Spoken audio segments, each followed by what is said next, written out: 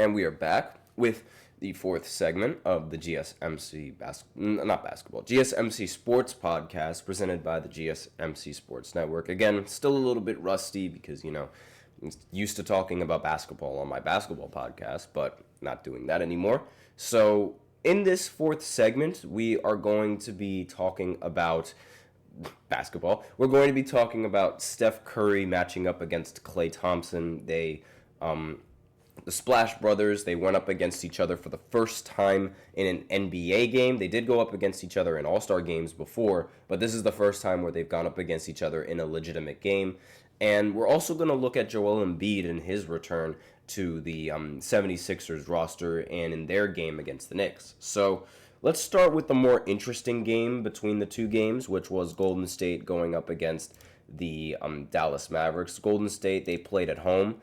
And look at that, the reunion of the Splash Brothers. But this game was very, very competitive.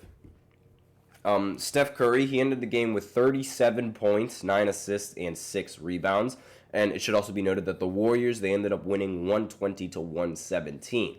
And another thing that's noteworthy is that Steph Curry continues to push the Steph Curry is clutch narrative by drilling a game-winning, more or less, game-sealing three, I guess you should say. A game-sealing three, which inevitably gave the Golden State Warriors a 4-point lead, and ultimately they capitalized on it with this final win.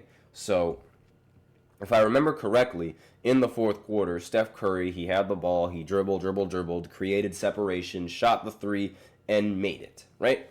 And the score was 118-114. However, the Mavs, they were not done yet, and Quentin Grimes, or Bones, if you guys don't know, ended up making another three off of a step back, and that made the score 118-117.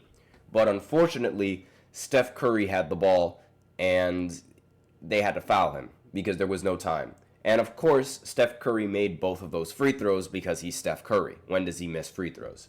Practically never. And it was a pretty good game played by both Klay Thompson and Steph Curry. I mean, Klay Thompson, he ended the game with 22 points. Didn't really shoot that well from the field, but from the three-point line, he shot 6 for 12, which was, 50%, rather efficient.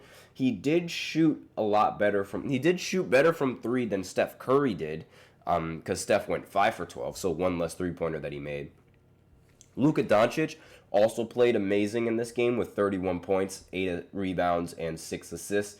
He did put up a stinker performance from the three-point line, however, going 2 for 10, which again, rather inefficient. Kyrie also played pretty well in this matchup, 21 points, 8 for 13 from the field, and 1 of 3 from 3. So again, a rather solid performance. This game was really, really close, and it inevitably came down to the wire. I mean, how could it not? Both of these teams are pretty good now.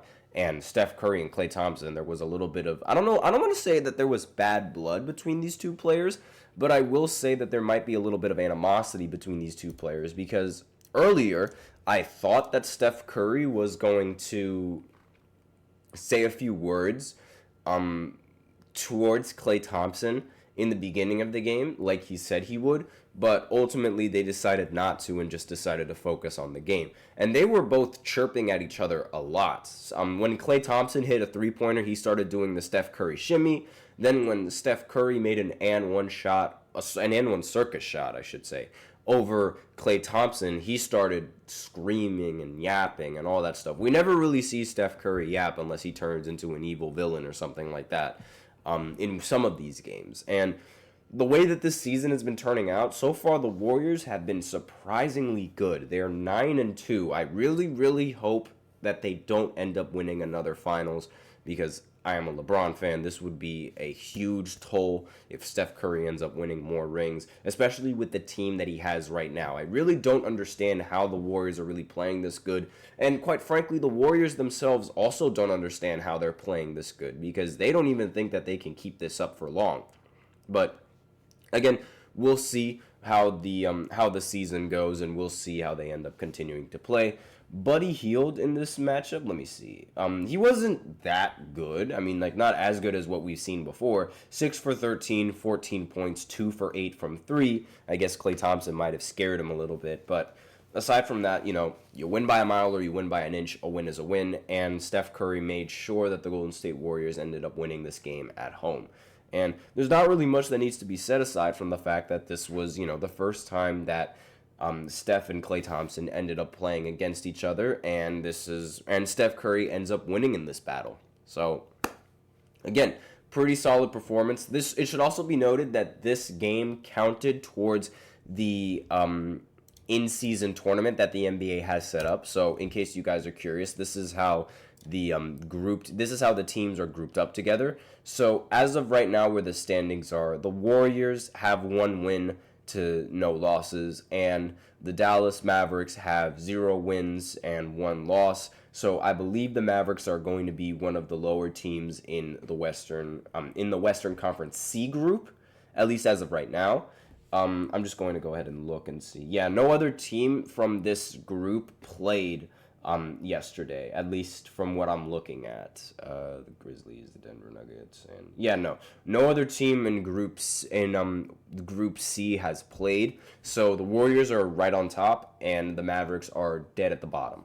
So that's already 1 game in the books for that C group. So now let's go ahead and look at the other game, which was Joel Embiid's return against the New York Knicks. Now, this was a rather disappointing show for Joel Embiid. I mean, what do you guys expect? Joel Embiid, this is the first game for Joel Embiid after coming back from injuries, and he didn't play that well. He actually played awful in this game. He only scored 13 points, got 3 rebounds and 5 assists, was completely outplayed by Karl Anthony Towns, who ended the game with 21 points and 13 rebounds. So, haha, Joel Embiid.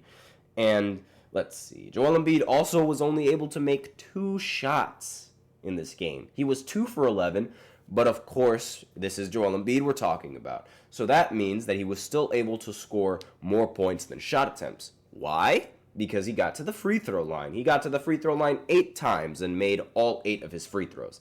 And everyone knows how he gets to the free throw line. He gets in the paint, and then he does this, he flails his body around, and he just gets to the foul line. But aside from that, this was a very, very successful watching for Joel Embiid, in my opinion, because, again, he just performed the way that I usually expect Joel Embiid to perform under serious pressure. This is what happens when you do not play a bunch of games. You're going to be rusty, no surprise.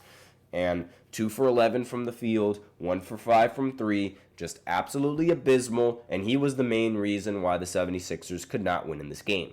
Because Paul George played phenomenally. He went 7 for 11. This is the first good game that Paul George has played with the 76ers. He ended with 29 points, and of course there was no Tyrese Maxey. So another big reason why the 76ers ended up losing. But really, this loss is completely on Joel Embiid. Because Jared McCain, he had solid production. I mean, he must have painted his nails a crazy color because he was feeling really confident in this matchup with 23 points, 7 for 16, 4 for 10 from the three-point line. And Caleb Martin, he also played really well, 7 for 10, 1 for 3 with 17 points. Really, like I said before, the matchup and the big problem and the reason why the 76ers did not win was because of Joel Embiid. Now, the rest of the players on the lineup didn't play well either, I will say that. Kelly Oubre Jr. only went 1 for 6. Kyle Lowry went 1 for 5. And Gershon Yabusele, forgive me if I messed up that name, went 1 for 7 and 1 for 5 from 3. So, again, not a very ideal shooting performance coming in from the rest of the supporting cast. However, if Joel Embiid ended up scoring, his signature maybe 25 points, give or take, or maybe even a little bit more, because remember, he did average like 30 last season. If he did anywhere near that good, then they would have inevitably ended up winning. Because, again, the score was 111 to 99. And I believe that is about I can't do math, honestly. Like, my math is really, really bad. I have no idea how much they ended up losing by. So I'm just going to grab a calculator real quick. Yeah, this is a 12-point loss coming in from the 76ers. And, I mean, really, like 12 more points coming in from Joel Embiid, that would have meant that he would have to score at least 25 points. So there you go. The game would have been a little bit more competitive had he scored at least 25 points, but of course he couldn't get that done. He was too busy doing this and trying to get to the foul line. It always happens. These 76ers are incredibly disappointing, and I really don't expect them to do much in the postseason. I mean, how could you expect them to do anything in the postseason? They haven't done anything in the postseason. I am really mad that Joel Embiid ended up robbing Nikola Jokic of winning 4 straight MVPs. I mean, 4 straight.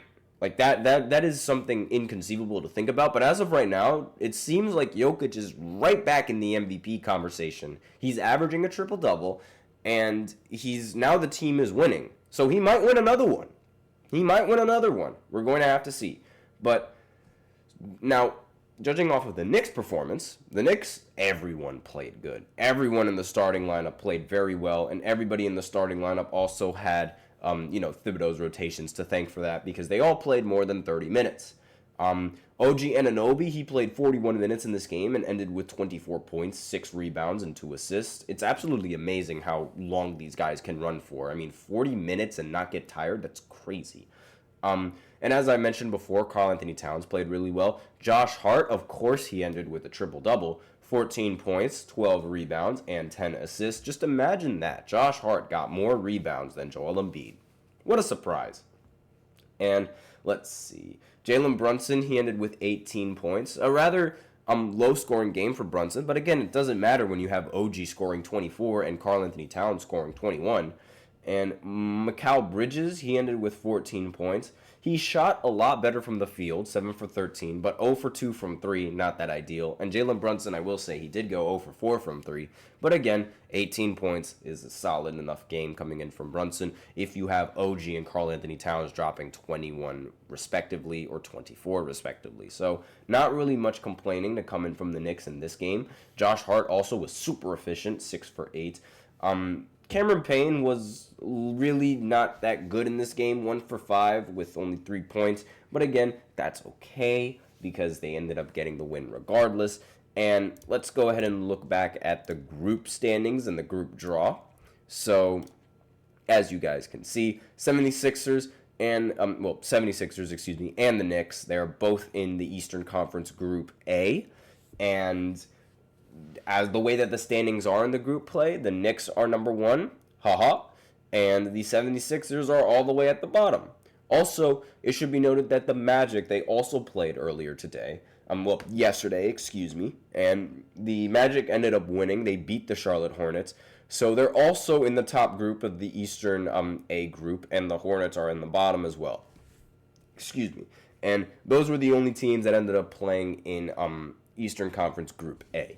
So that's all that I have to say in this segment. So now we're going to go ahead and go into the 5th segment, which is going to recap all of the games for the NBA in-season tournament because they all happened yesterday. And I'm going to basically continue on with what I was saying with the Hornets game. So I'll be right back after this short break. So be sure to stay tuned if you guys are interested.